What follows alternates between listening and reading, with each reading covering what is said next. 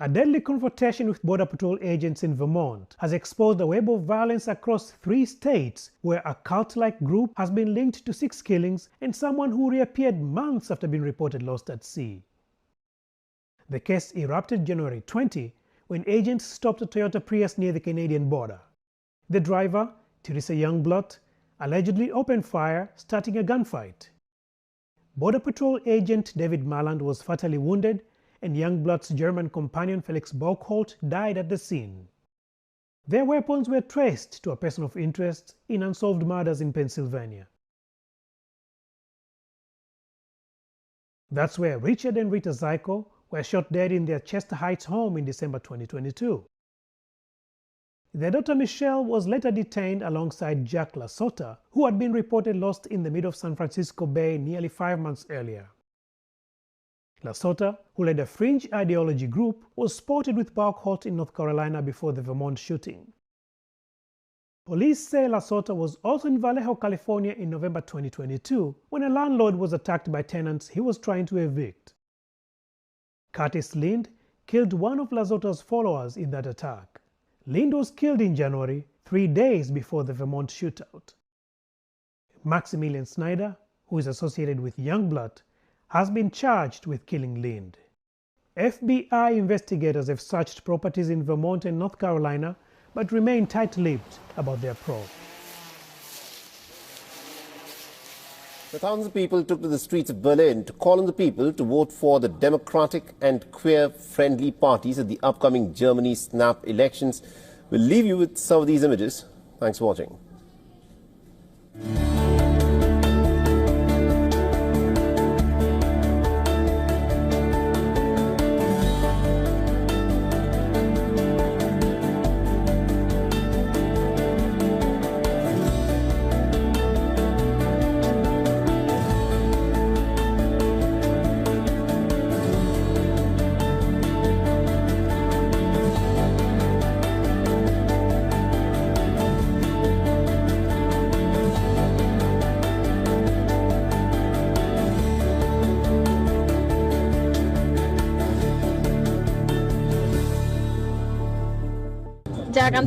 The whole shift to the right scares me a lot, I have to say. I don't think I've ever been as scared as I am now. And that's why it's all the more important that all people who are simply against the right and against the pressure take to the streets and make a stand, that we simply show that we are more. 3 Chinese warships have been spotted near Australia's northern coast. Australia is demanding answers, and China is getting defensive. Tensions between Canberra and Beijing were already running high after a Chinese fighter jet released flares within 30 metres of an Australian aircraft. Australia deemed it a reckless move. China accused Australia of intrusion, even though the aircraft was in neutral territory under international law. Now, China's Navy has arrived. 2 warships and a supply vessel, right off the Australian coast. The fleet includes a heavily armed Type 55 cruiser and a missile-loaded frigate. Combined, they match the firepower of all 3 of Australia's Hobart-class destroyers. China's presence highlights Australia's greatest vulnerability: long, exposed trade routes.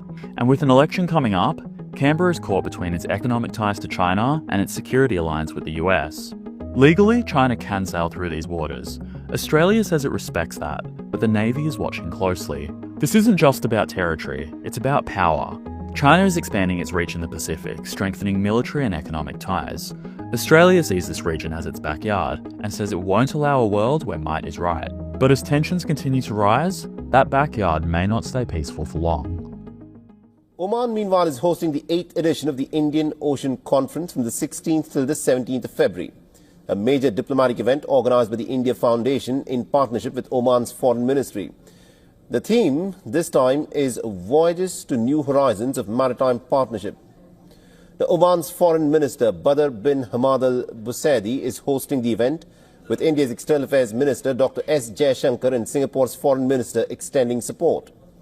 Top diplomats from Australia, Bahrain, Bhutan, Iran, Maldives, Mauritius, Nepal, Sri Lanka, Seychelles and Eritrea will be attending the event, which will have 27 foreign ministers and delegations from 45 different countries. Multilateral organizations like IORA, the Indian Ocean Commission and BRICS will also take part in the event. Now, the conference comes amidst growing instability in the western Indian Ocean region, with the Houthi attacks on the ships in the Gulf of Aden and piracy near Somalia posing security challenges. With 80% of the global seaborne trade passing through the Indian Ocean region, the region is critical to global commerce. Now, the Strait of Hormuz and the Strait of Malacca remain vital choke points, handling 40% of the world's oil supply and 64% of the oil trade. The Indian Ocean Conference began in 2016 in Singapore and has grown into a key forum for regional cooperation since then. The WION's Siddhant Sibal sent us this report from Muscat, Oman. Listen.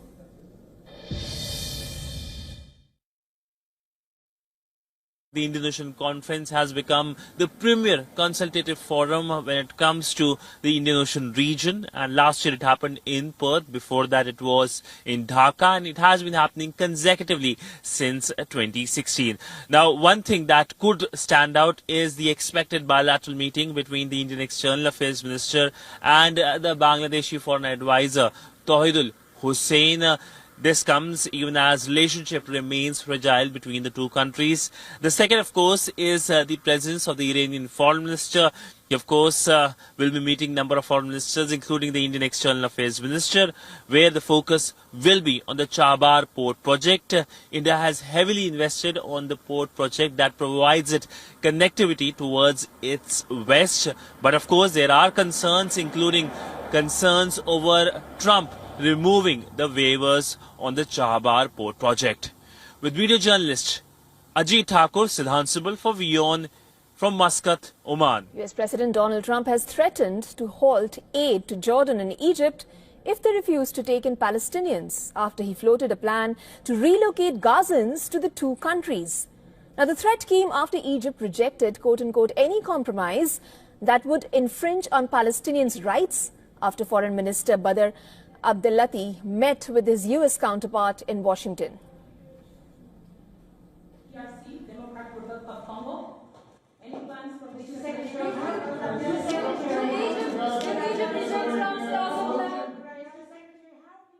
Would you withhold aid to these countries if they don't agree to take in the Palestinians? Yeah, maybe. Sure. Why not? You mean if they don't agree? If they don't agree, I would conceivably withhold aid, yeah. Now, Trump is due to meet Jordan's King Abdullah II in Washington today. He's also expected to meet with the U.S. Secretary of State Marco Rubio, National Security Advisor Mike Waltz, and the President's Special Envoy to the Middle East, Steve Witkoff. Earlier in an interview with Fox News Channel, Trump said that Palestinians would not have the right to return to the Gaza Strip under his proposal to redevelop the enclave, contradicting his own officials who has suggested Gazans would only be relocated temporarily. Would the Palestinians have the right to return? No, they wouldn't, because they're going to have much better housing, much better. In other words, I'm talking about building a permanent place for them, because if they have to return now, it'll be years before you could ever. It's not habitable. It will be years before it could happen. I'm talking about starting to build, and I think I could make a deal with Jordan. I think I could make a deal with Egypt. You know, we give them billions and billions of dollars a year. Jordan and Egypt, both major recipients of U.S. military and economic aid, have rejected Trump's Gaza plans. According to the 2024 data, Egypt received $214 million from the United States, while Jordan received $1.3 billion from the United States. A large number of displaced Palestinians live in both Jordan and Egypt. Prior to Israel's independence in 1948, there were approximately 75,000 Palestinians living in Egypt. The number grew to about 87,000 after the first Arab-Israeli war in 1948. And following the 1967 war, around 13,000 additional Palestinians entered Egypt. Now, in 2024, the Palestinian ambassador in Cairo said that as many as 100,000 Gazans had crossed into Egypt, whereas more than 2.39 million registered Palestine refugees live in Jordan, the largest number of Palestine refugees of all UNRWA fields. Most of them have full citizenship, though about 18% live in the 10 recognized Palestine refugee camps throughout the country. Meanwhile, the Egyptian Foreign Ministry said the country will host an emergency Arab summit on the 27th of February to discuss what it described as serious developments for Palestinians' cause.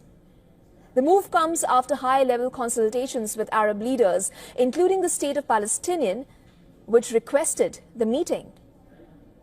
Now, in other development, the United Nations has suspended its humanitarian operations in the stronghold of Yemen's Houthi rebels after they detained 8 more UN staffers. The UN said that the extraordinary decision to pause all operations and programs in northern Sada province was taken due to lack of necessary security conditions and guarantees.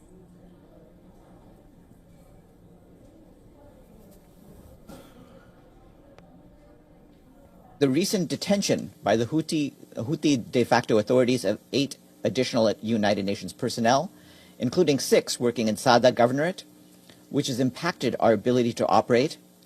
The Secretary General has instructed the agencies, funds, and programs of the United Nations, in the absence of the necessary security conditions and guarantees, to pause all operations and programs in Sada Governorate, Yemen. The rebels in recent months have detained dozens of UN staffers as well as people associated with aid groups, civil society and the once open US embassy in Yemen's capital. In the past, you have spoken against BRICS. India is part of BRICS. Do you want to dismantle BRICS or you want to US want to be part of it? I don't care, but BRICS was put there for a bad purpose. And most of those people they don't even want to talk about it now. They're afraid to talk about it because I told them if they want to play games with the dollar, then they're going to be hit with a 100% tariff the day they mention that they want to do it. And they will come back and say, we beg you not to do this. BRICS is dead since I mentioned that. BRICS died the minute I mentioned that. And I remember when Obama and Biden in particular, I guess he said that, they have us over a barrel. They don't have us over a barrel. We have them over a barrel. If BRICS wants to play games, those countries won't trade with us. We won't trade with them. And if any trading gets through, it'll be 100% tariff at least. What would be You know what? When they hear that, what do you think they're going to do? They're going to say, look what happened to BRICS. They didn't want to talk about it. They don't even want to admit that they were a member of BRICS. That's what's happening. Yeah, please. Earlier this week, you predicted that all hell would break loose if Hamas didn't hand over all of their hostages. What do you expect to happen tomorrow in terms of I don't know what's going to happen tomorrow at 12 o'clock. It was up to me. I'd take a very hard stance. I can't tell you what Israel's going to do. But I watched the last people come out, and I looked at a before and an after picture. One guy was a big, strong, healthy guy. Could say he was a little bit overweight. He's not overweight anymore. He looks like he just came out of the Holocaust. It looks like a Holocaust picture. I've looked at him for a long time, and they've been treated very badly. The young lady came out last week. Her hand was blown off. I mean, literally, her hand was trying to stop a bullet that was headed for her face. She put up her hand. She goes like this and wiped out her fingers and a lot of her hand. Now, I would take a different stance, but it depends. Look, it depends what Bibi's going to do. It depends what Israel's going to do. But and now I understand they've totally changed. Hamas has totally changed. They want to release hostages now again. But you have to see, this started by them saying, we're not going to release the hostages as we said we were. I said, good. You have till 12 o'clock on Saturday, which is tomorrow at 12 o'clock to do it. And we didn't hear anything. Then all of a sudden, 2 days ago, they said, no, we've decided we're going to release the hostages. So, but I actually think they should release all of the hostages. Remember, they're probably as bad as they looked. I mean, I don't like to say that, but they looked real bad 4 days ago, 5 days ago when I saw them. And the young ladies that came out were treated really badly. You don't know what happened, but I do. They were treated really badly. But as bad as they look, the ones that follow probably will look a lot worse. I think they're sending out their most healthy. And they've been hit hard on that, Hamas. So they probably didn't want to release. But they changed their mind. I said 12 o'clock tomorrow, and all of a sudden 2 days ago, yesterday, they said they're going back to releasing. But this all started by them saying, we are not going to release any more hostages. And then yesterday they said they are going to release the hostages. But I think they should release all of the hostages. Let's be honest, now we can't rule out the possibility that America might say no to Europe on issues that threaten it. Many leaders have talked about Europe that needs its own military, an army of Europe. And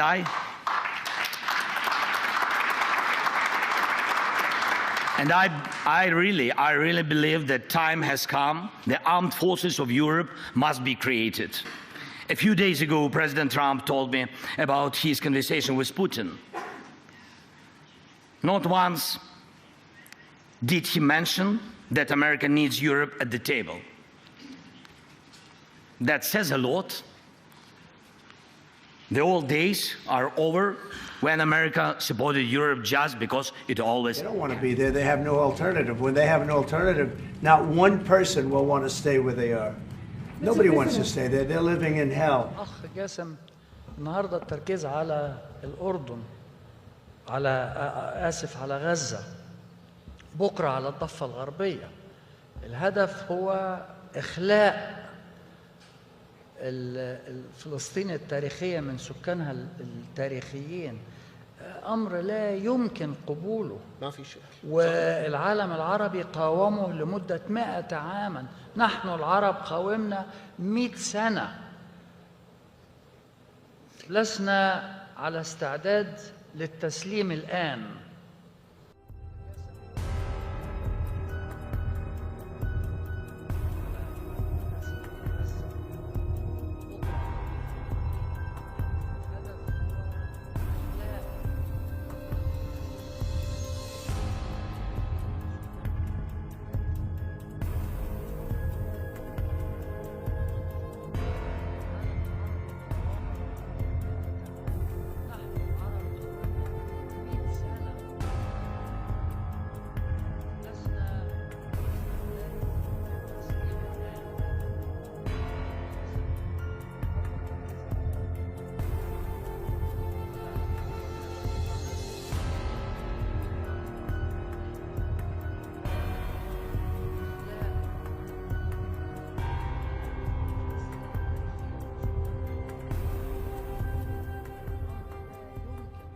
أخ جاسم النهارده التركيز على الأردن على غزة بكرة على الضفة الغربية.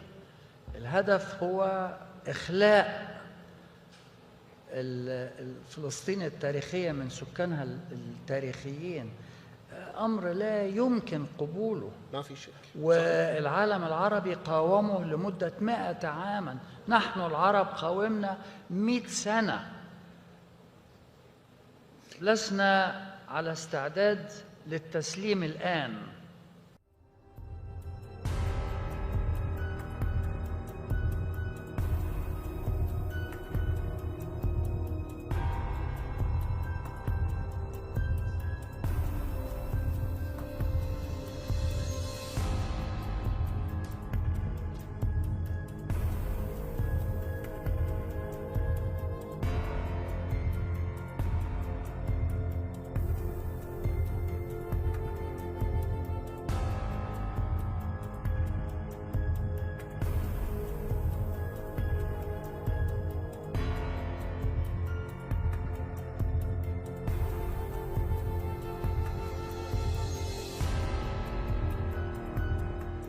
You know, don't forget, they only want to be on the Gaza Strip because they don't know anything else. They never had an alternative.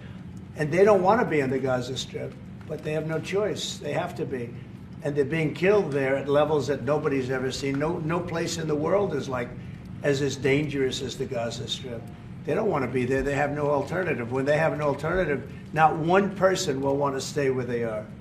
Nobody wants to stay there. They're living in hell. We will have Gaza. What does that mean? No reason to buy. There is nothing to buy. It's Gaza. It's a war-torn area. We're going to take it. We're going to hold it. We're going to cherish it. We're going to get it going eventually where a lot of jobs are going to be created for the people in the Middle East. It's going to be for the people in the Middle East, but I think it can be a diamond. It can be an absolute tremendous asset for the Middle East. and you're going to have peace. It's going to bring peace in the Middle East. Displacement of Palestinians in Gaza must be unequivocally rejected. The Arab group categorically rejects such displacement, which constitutes a clear violation of Article 49 of the Fourth Geneva Convention of 1949, prohibiting the forcible transfer of protected populations from occupied territories, irrespective of motive. We commend the international community's firm stance in rejecting these proposals and reaffirming their illegality under international law. A united and unequivocal rejection by member states is imperative. This is not acceptable, whether it is against the people of Palestine or any other state.